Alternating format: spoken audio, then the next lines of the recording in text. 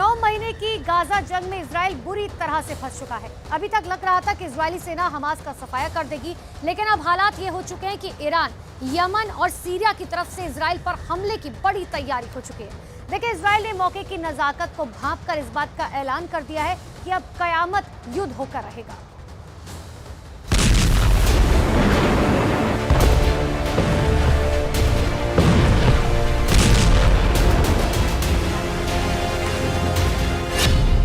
एक 1000 किलोग्राम के 14,000 बमों से हमला, फिर भी हार गया इजराइल।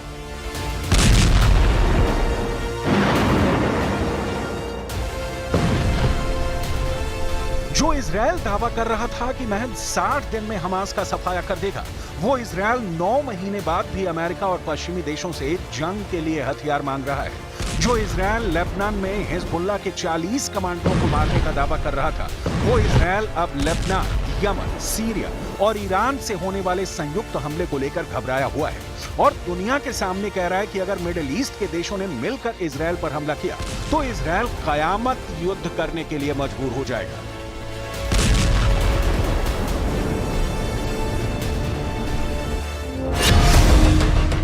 अब होगा कयामत युद्ध, ईरान, यमन, सीरिया से ट्रिपल जंग। प्रधानमंत्री नेतन्याहू लगभग हर दिन जंग के कमांड सेंटर में कमांडरों से यही पहला सवाल करते हैं कि हमास की आखिरी बटालियन कब खत्म होगी।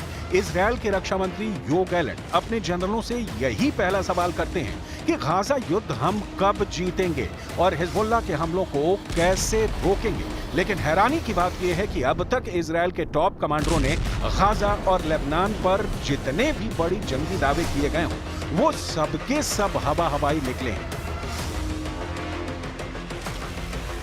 हकीकत में इजरायली सेना के पास हथियारों की भारी कमी है और यही वजह है कि अब इजराइल को लगने लगा है कि मध्य पूर्व देशों के साथ साथ ईरान, सीरिया और यमन इजराइल पर हमला कर सकते हैं।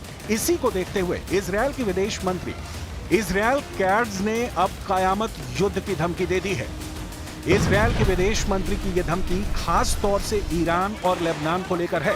इजराइल कैट्ज ने सोशल मीडिया मंच एक्स पर लिखा कि ईरान को उसके विध्वंसक संदेश ने उसे विनाश के योग्य बना दिया है। जो शासन विनाश की धमकी देता हो, उसे बर्बाद कर दिया जाना चाहिए। इजराइल कैट्ज ने यह भी लिखा है कि अगर ईरान समर्थित हिजबुल्लाह लेबनान से इजराइल पर अपनी गोलीबारी बंद नहीं करता और बॉर्डर से दूर नहीं जाता है, तो इजराइल उसके खिलाफ पूरी ताकत से कार्रवाई करेगा। वक़्फ़ अन्नार फी जबहत लुबनान, वक़्फ़ अन्नार फी जबहत यमन, वक़्फ़ अन्नार फी जबहत अल-इराक़, सबीलुहा वहीदुन अवहदुन ला आखिर लह।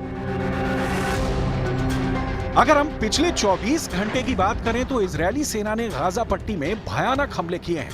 रफा, जबालिया कैंप, खान यूनुस में इजरायली सेना ने चुन कर टारगेट तबाह किए हैं। दावा किया जा रहा है कि दक्षिणी गाजा में हमास की आखिरी बटालियन के करीब 10,000 से ज्यादा हमास के लड़ाके मौजूद हैं, जो इजरायली सेना पर सटीक हमले कर रहे हैं। टैंक, माइन, रॉकेट और एंटी टैंक मिसाइलों से इजरायली सेना पर घातक हमले हो रहे हैं। यही वजह है कि अब इजरायली सेना हमास के लड़ाकों को मारने के चक्कर में फिलिस्तीनियों को भी मारने के लिए मजबूर हो गई है।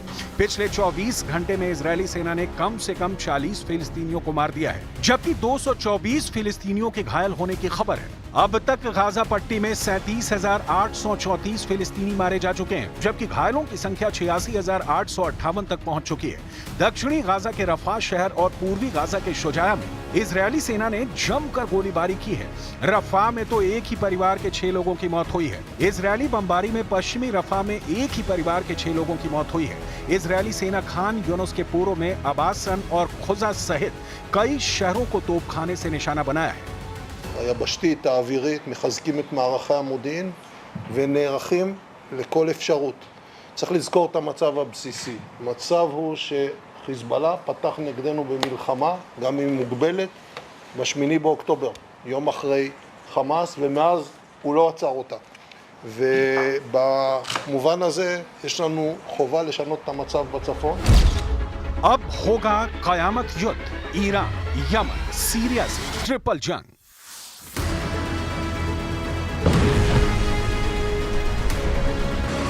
लेबनान की तरफ से हिजबुल्ला, यमन की तरफ से हूथी विद्रोही, सीरिया की तरफ से स्थानीय लड़ाके और ईरान की तरफ से वहां स्पेशल फोर्स इस वक्त जंग में इजरायल को चारों खाने चित करने में जुटी है। इजरायल की नेतन्याहू सरकार भी जानती है कि इजरायल गाजा युद्ध के दौरान अब 9 महीने बाद चारों तरफ से घिर चुका है। इसीलिए इजरायल के वरिष्ठ अधिकारी ने दावा किया है कि अब इजरायल ऐसे घातक हथियार से हमला करेगा जिसके बारे में ईरान, सीरिया, यमन और लेबनान के लड़ाकों ने सोचा भी नहीं होगा।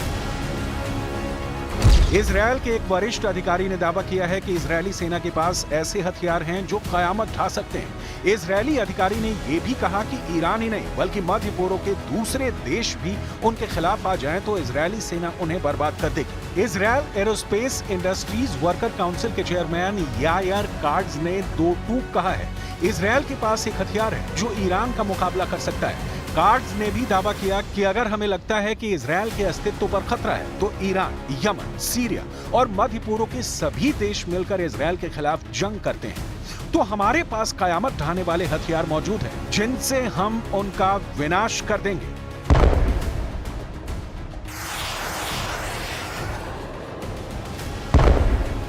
हालांकि हिजबुल्लाह चीफ हसन नसरल्लाह बार-बार इजरायल को धमकी दे रहे हैं कि हिजबुल्लाह के पास ऐसे हथियार मौजूद हैं जो इजरायल का विनाश कर सकते हैं। حصلنا على أسلحة جديدة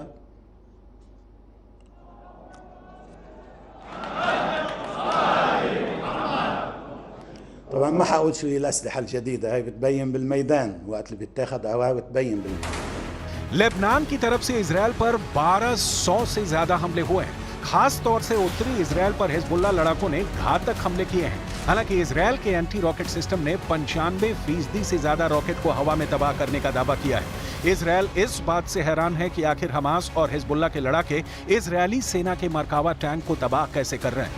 इजरायल के मरकावा टैंक को दुनिया के सबसे बेहतरीन टैंकों में से एक माना जाता है, लेकिन हमास को रफा क्रॉसिंग से ऐसे हथियार तस्करी के जरिए मिल रहे हैं जिन्होंने इजरायल की नींद उड़ा दी है।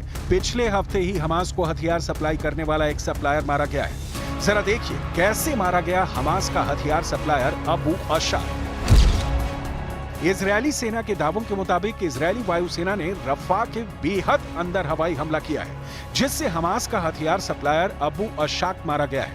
अबू अशाक ही हमास को हथियार सप्लाई कर रहा था जिसकी भनक आईडीएफ को लगी, जिसके बाद रफा में इजरायली सेना ने पहले अबू अशाक की कार का पीछा किया और फिर जैसे इजरायली वायुसेना को अबू अशाक की कार दिखाई दी उस वक्त उसकी कार पर 3 से 4 मिसाइलों से हमला किया गया जिसमें अबू अशाक मारा गया। לנו ברור שאנחנו צריכים להכריע את חטיבת רפיח. אני חושב שהמשימה הזאת מתקדמת באופן נחוש, מקצועי לצערי, גם לצד המחיר הכבד ששילמנו היום, ההישגים ברפיח של אוגדה 162, פיקוד הדרום, הישגים משמעותיים מאוד, וכן, אנחנו מתקרבים לפירוק חטיבת רפיח. 9 महीने से चल रही खूनी जंग के बावजूद हमास खत्म क्यों नहीं हो रहा है? इसकी सबसे बड़ी वजह है अबू अशाक जैसे हथियार सप्लायर जो लगातार हमास को हथियार दे रहे हैं। जरा सोचिए, अबू अशाक हमास को कैसे हथियार सप्लाई करता है।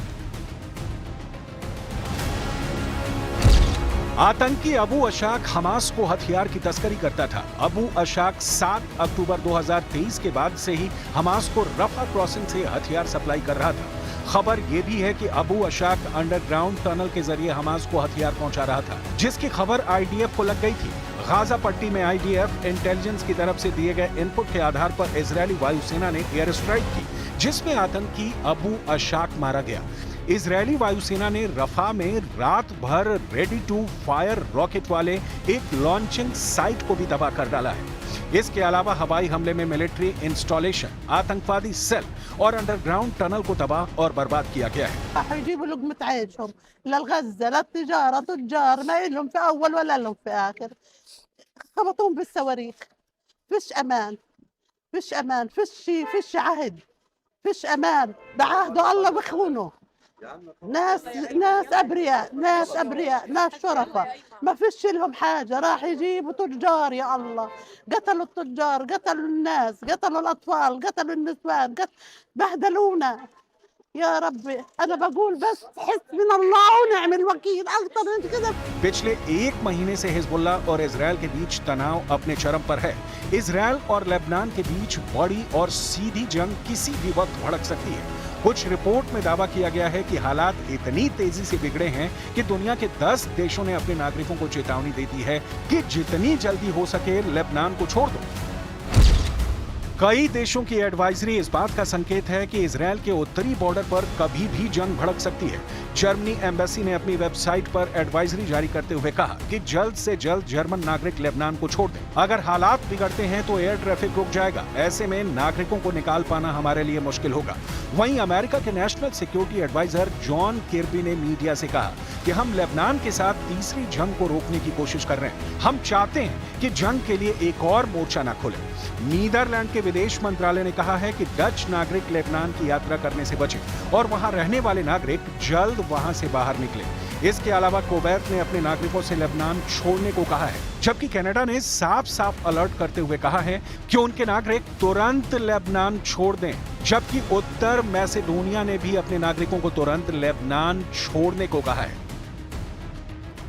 कुल मिलाकर गाजा युद्ध पूरे मिडिल ईस्ट में फैल चुका है। अब देखना होगा कि अगर इजराइल पर चारों तरफ से हमले होंगे तो इजरायली सेना इसका कैसे मुकाबला करेगी।